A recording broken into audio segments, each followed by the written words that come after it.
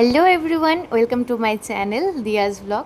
তোমরা সবাই কেমন আছো? আশা করি খুব ভালো আছো। আমিও আছি, খুব একটা ভালো না, মোটামুটি।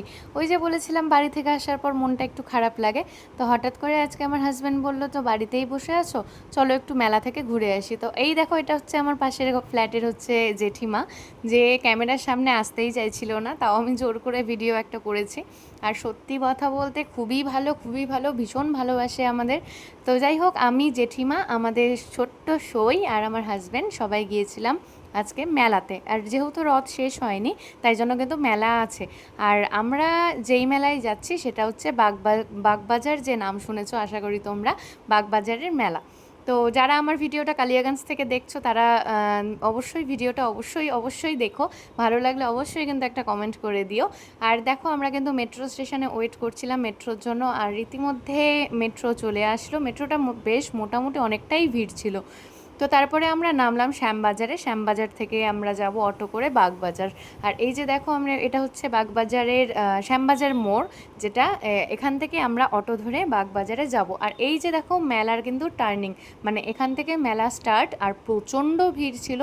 মানে পিঁপড়ে ফেলার হয়তো জায়গা ছিল না, এতটা ভিড়। আশা করি তোমরা এখন এইটুকু ক্লিপ দেখে বুঝতে পারছো না। এরপরে এতটাই ভিড় ছিল যে আমি তোমাদের সাথে কোনো ভিডিও ক্লিপ নিতেই পারিনি। আর এই যে দেখো, জগন্নাথ, বলরাম, সুভদ্রার এখানে কিন্তু লোকের মাথায় দেখা যাচ্ছে, ঠাকুরের মাথা দেখা যাচ্ছিল না।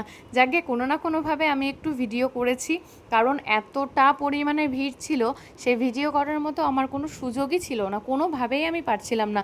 আর দেখতেই পাচ্ছ কতটা ঘেমে আমি অস্থির হয়ে গেছিলাম, এতটা গরম, তারপরে এত ভিড়। তো যাই হোক, তারপরে যেটুকু পেরেছি আমি তোমাদের সাথে অবশ্যই শেয়ার করছি। আর এখানে ছিল একটা নাগরদোলা, আর পাশেই যেহেতু জগন্নাথ, বলরাম, সুভদ্রার মূর্তিটা ছিল, ওখানে সবাই ভিড় করে পূজা প্রণাম করছে, আর হচ্ছে প্রসাদ নেওয়ার জন্য দাঁড়িয়েছিল। তো এতটা গরম ছিল, তাই জন্য আমরা একটু কোল্ড ড্রিঙ্ক খেলাম, সইও খেয়েছিল আর আমরাও খেয়েছিলাম, কিন্তু জেঠিমা কিন্তু খায়নি।